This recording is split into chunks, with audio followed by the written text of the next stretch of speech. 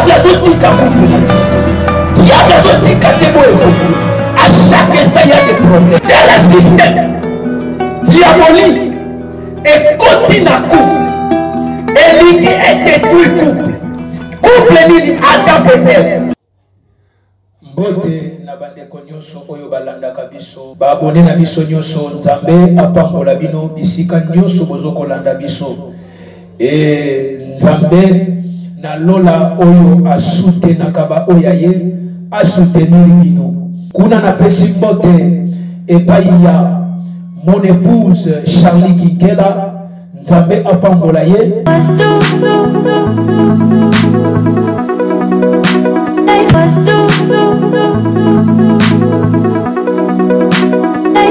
et na pesi mbote lisusu kuna na États-Unis na bana na ngai ya molimo ma sœur Epiphanie na ma sœur Shekina Nzamba pambola bino lisusu ya koleka et je crois bien que to sali mikolo ebele tozomonana te mais lelo Nzamba lingi biso tomonana pona bolingo Nzambe talaka biso basali ya Nzambe toza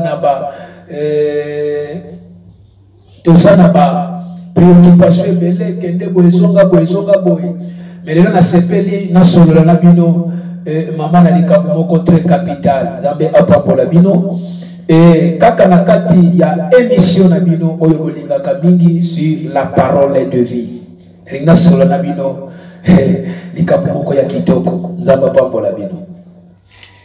Sans plus tarder, et la maman na likambo na biso oyo eza intitulé détruire les systèmes diaboliques dans la famille.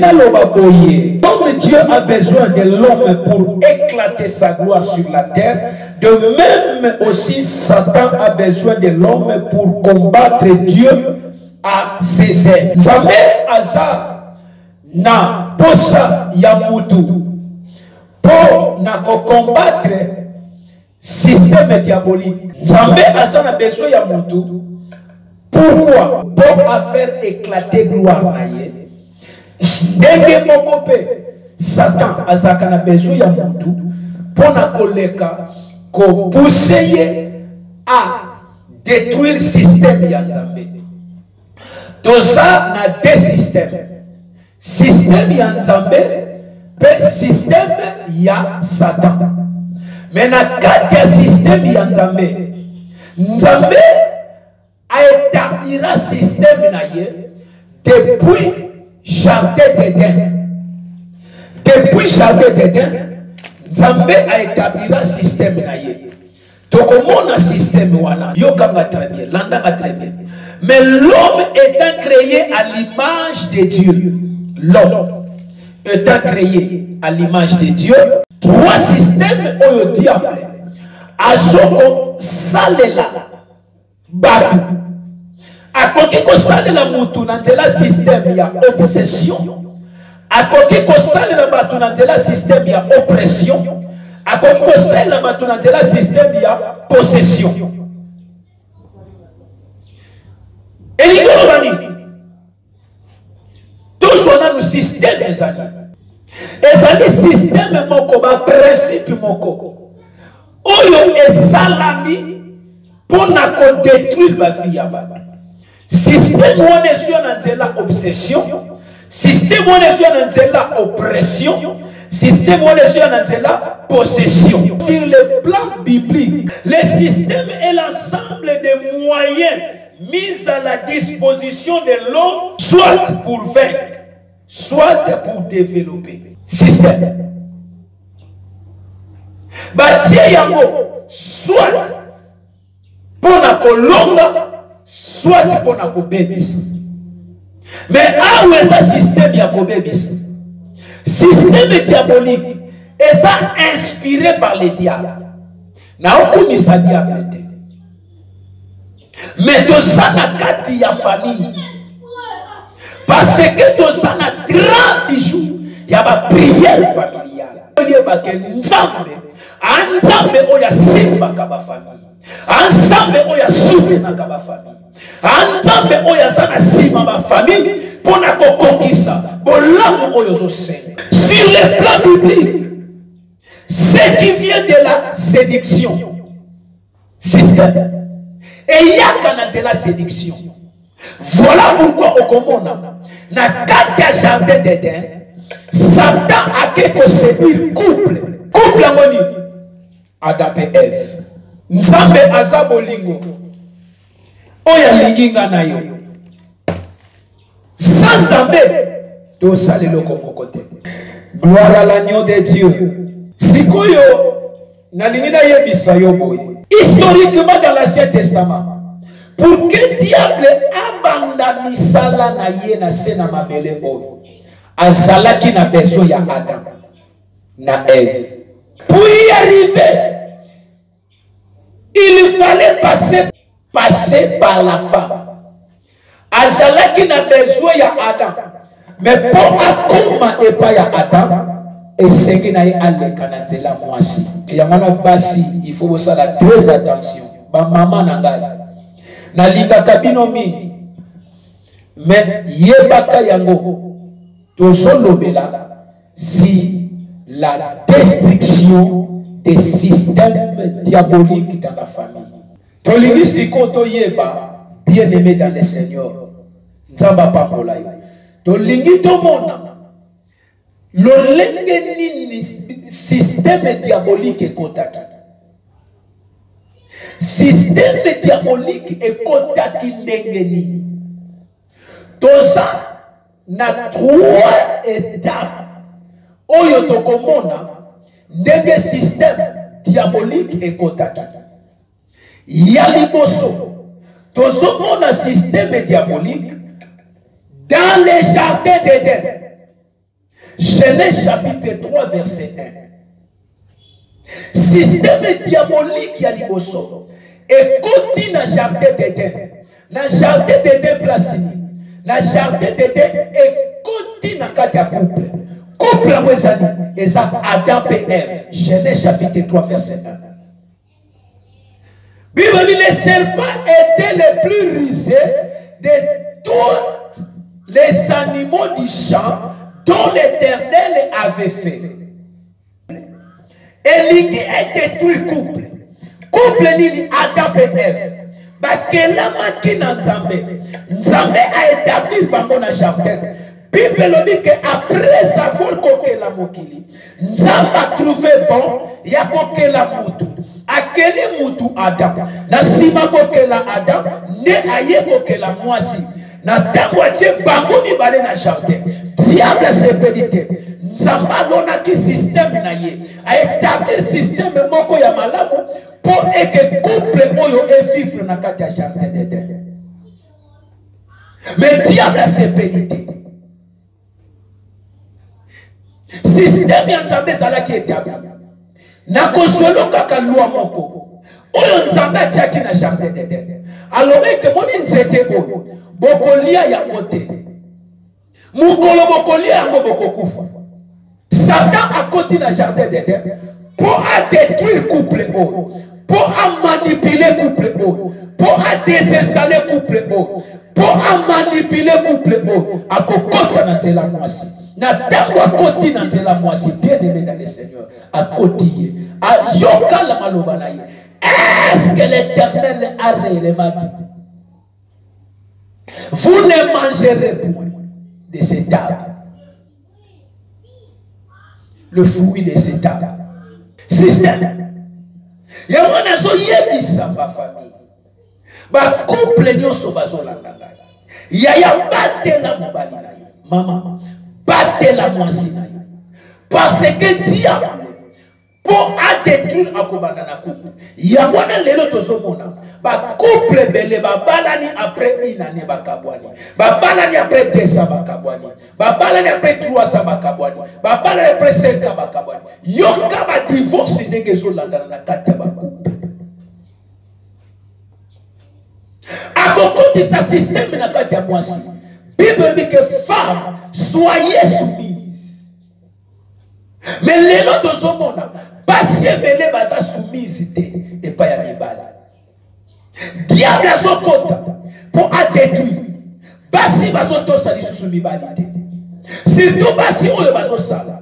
Lokola zomona ke non, asalaka azwaka salaire na fin du mois, azkomi kozwa mobali pete. Respect zate. Et mobali na tango komona bongo abimi libanda. Omoni basi ebele bazo bimisa. Babibali libanda. La Bible dit une femme sage bâtit sa maison, mais l'essentiel le renverse. Couple nyonso bozo landanga. Yaya. Une femme esengeli na ye ayeba ko honorer mobali na ye. Même en public, même na katanda. Mais les lotos sont mon basi ebele. Bazo koka ko honorer mibali na bango te. Bazo manquer mibali na bango, voire même na babala bala. Bazo coller mibali na bango. Bazo yokisa mibali solo.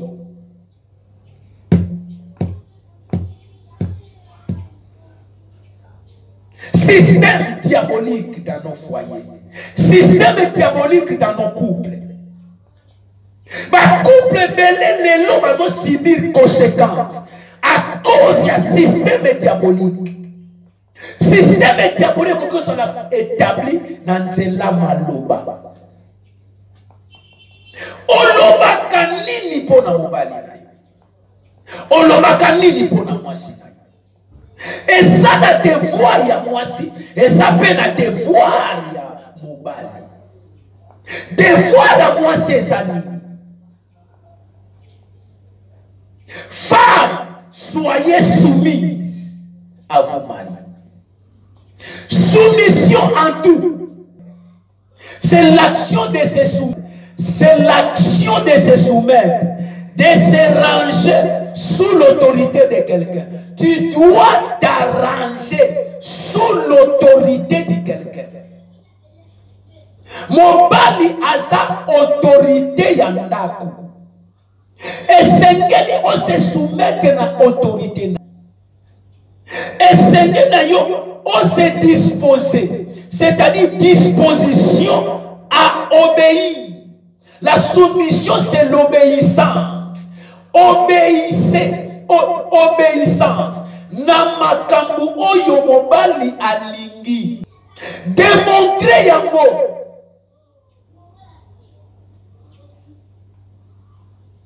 Se soumettre, c'est se réduire. C'est ça la soumission. La soumission, c'est se réduire. Ranger sous la puissance, sous l'autorité. On se mettre dans l'état moko ya dépendance. On sa indépendante. Mais yebaka ya mwasi. Azoko se dépendre na une autorité. Une autorité ngwezanani. Ezande mobali. On se dépendre na mobali. Et l'ignolo ba corps na yo et se dépendre na mobali. Nzoto na yo se dépendre na mobali. Santé na yo se dépendre na mobali. Nyonso oya yo et se dépendre na mobali. Sécurité na yo mobali mutazo simile yango. Santé na yo et dépendre na mobali. Kolia na yo et dépendre na mobali. Kolata na yo et dépendre na mobali. Nyonso ya yo et dépendre na mobali. Voilà pourquoi moi si oya sana mobali te azanda. Mobali oya balate anda. C'est-à-dire nazoyebisa déjà na ba célibataire nyonso. Soki na mobali te ozanda. Esengeli na yo okoma mobimba. Mutu akoma ka mobimba ndenge ni na tango sana mwasi na ye, na tango sana mobali na ye. Diable atali ke couple oyo soki na tiki yango bako progresser. Couple oyo soki na tiki yango bako bonga. Voilà pourquoi lelo diable azotika couple na binote. Diable azotika tebo évoluer. À chaque instant, il y a des problèmes. À chaque instant, il y a division. À chaque instant, il y a parti pris. À chaque instant, il y a querelle. À chaque instant, il y a incompréhension. À chaque instant. Pourquoi? Parce que diable a bien venir, il y a couple na bino. A bien venir, il y a Voilà pourquoi. Azo combattre bino. Nzambe apambola ba couple nyonso. Oyo va permettre kolanda biso na nzela ya enseignement oyo. Voilà pourquoi esengi na yo o détruire ba système nyonso oyo etelemaka na kati ya couple na bino oyo ezoluka kota divorce oyo ezokotisa ba incompréhension oyo ezokotisa ba parti pris mobali yo na chambre mwasi na salon mobali na chambre na soko senge pa inanda eke ba esprit nyonso ba système nyonso oyo soko se carné na kati ya foyer na bino ezala détruit au nom de Jésus-Christ de Nazareth. Nzambe apambola bandeko nyonso oyo balandi biso na kati ya émission na biso la parole de vie. Nzambe apambola ma sœur Epiphanie, Nzambe apambola maman Charlie Kinkela, Nzambe apambola couple oyo babeki couple Nzaka, Nzambe apambola couple Mbengele, Nzambe apambola ma belle sacrée, Nzambe apambola yo obika bisiko zali, Nzambe apambola ma belle la blonde bisiko zali, Nzambe apambola yo, et Nzambe apambola famille Kakabako, famille Kakabako, famille Mvoama, Nzambe apambola famille Kinkela, Nzambe apambola ba collègue nyoso pasteur, Nzambe apambola le pasteur et Dieu Tukano, Nzambe apambola yo. Merci beaucoup.